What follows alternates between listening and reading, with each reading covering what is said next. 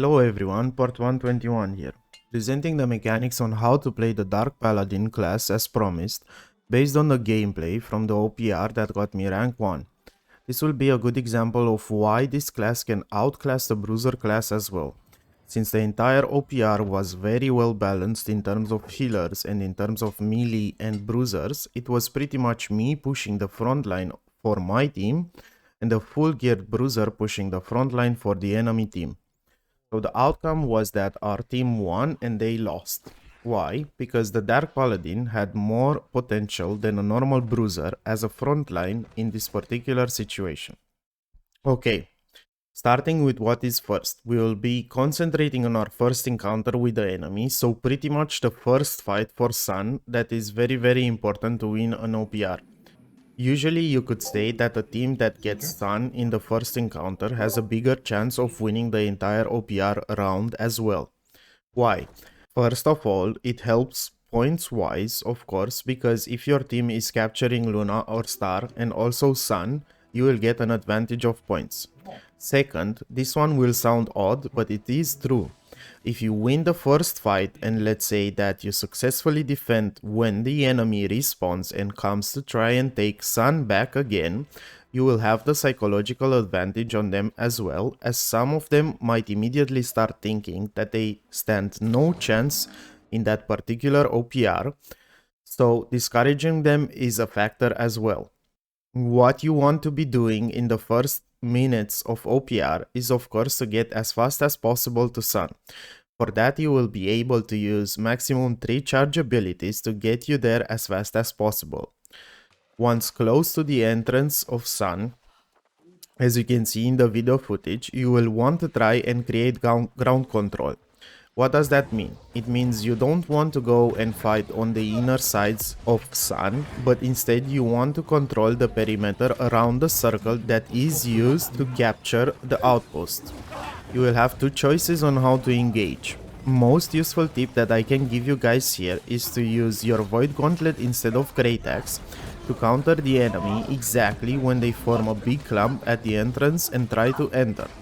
How you can do that is by simply using the Orb of Decay to detonate it on them and then rush to Scream, Putrefy Scream them so that they all get rooted exactly at the door. If the clump of players is big enough, you will have the opportunity to hold them in place because of your fast cooldown reductions when you crit with your Void Blade and Orb of Decay again, so that you can utilize Putrefying Scream on them before they could get out of that little spot under the door at Sun. After taking control of Sun, as you can see, you don't want to focus on a single remaining target that 10 players are trying to kill, but instead you want to push. How you push is you make the enemy retreat while swapping from one to the other one until they move back as much as possible, and the guy that was their front line is left alone and has nothing better to do than die. As you can see, I am swapping from one target to the other one until 2 enemy melee players are completely separated from their backline, and only after that I switch back to the melee players and start focusing them so they can easily go down because they are left with no support.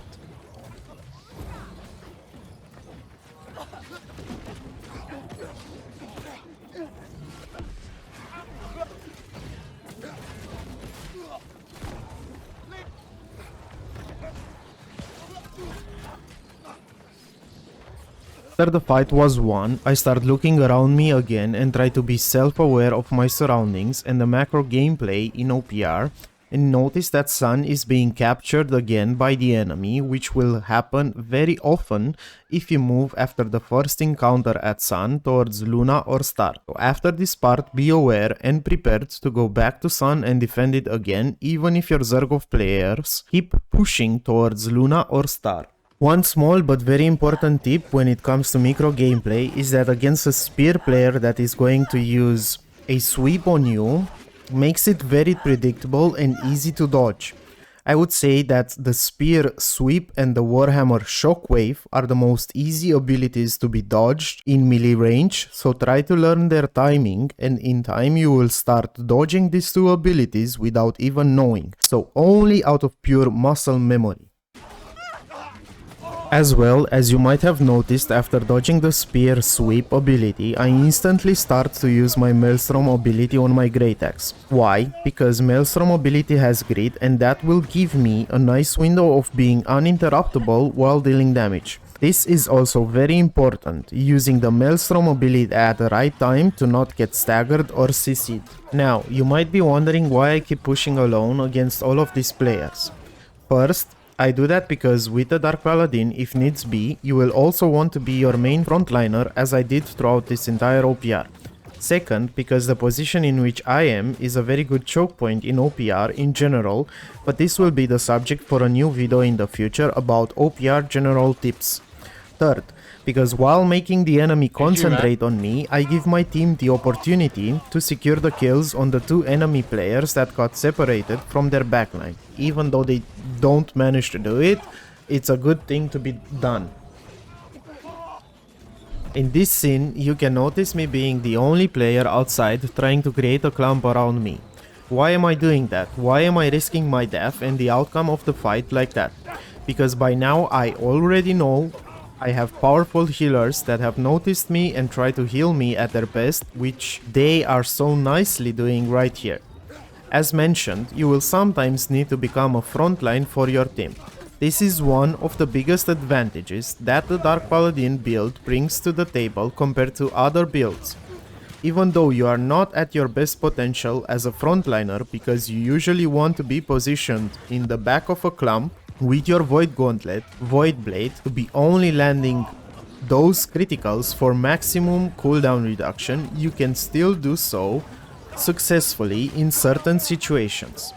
After realizing that my team needs help inside of Sun, I start going towards the entrance of it, but please notice that I don't even turn to see what my team is fighting inside. Why?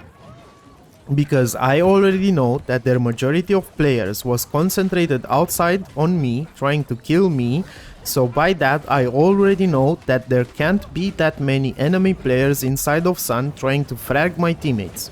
Instead, I immediately turned back on the door facing the enemy, doing one of the best things this build can do. Focus the clump at the entrance of Sun, not letting them push in with the help of Putrefying Scream.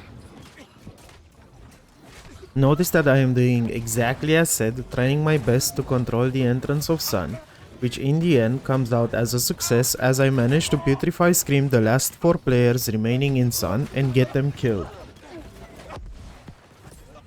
In these two upcoming combat scenes, we have a decent enough example of where you want to be positioning yourself as a Dark Paladin in a clump of players. As mentioned, you need to be behind the players and if possible, try to not make yourself a target. Doing so will allow you to land the much required critical hits for maximum cooldown reduction, which in return will help your team kill the enemies faster because of the crowd control that Putrefying Scream offers, plus the disease, and the burst of damage and diseases that come from Orb of Decay critical hits as well.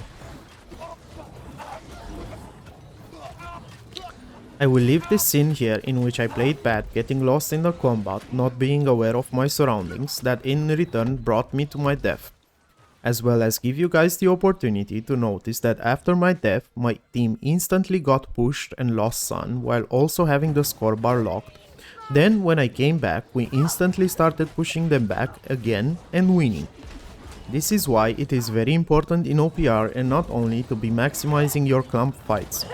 This is why playing as a backline DPS, let's say, without staggers, crowd control, ground control, disease, etc. in a fight will not help your team win, but instead will bring you towards a nice defeat in which you wonder why you are losing while being top DPS on your team's leaderboard.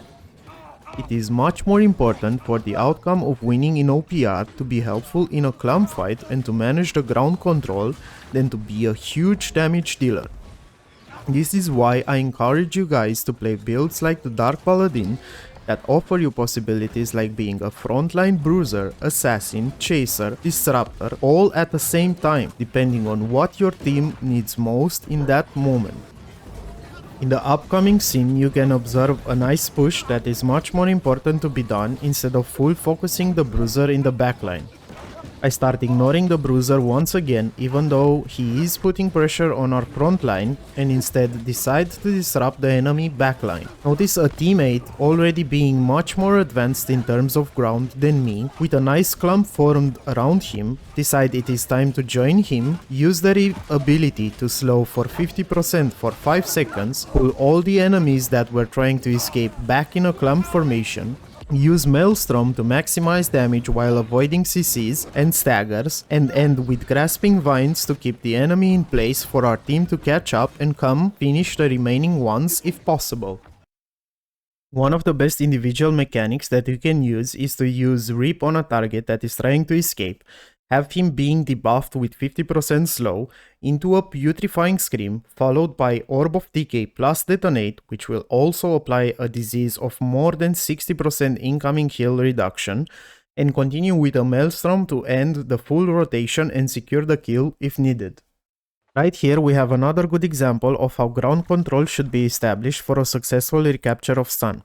I charge at the enemy with a rip and force them to back out or play safe because they are out of healing potions most probably. While doing so, I show presence and instantly create a target out of me, pulling out the Voidgauntlet to be used as a DPS weapon while having the Great Axe abilities on cooldown to maximize my damage output. Also triggers the Voidcaller ultimate on the Voidgauntlet, and with a nice Putrefying Scream, I managed to secure the kill on one of their more chunky melee players. Continue to the right side where they all grouped up for heals in the sacred ground, clear that out as well and continue pushing.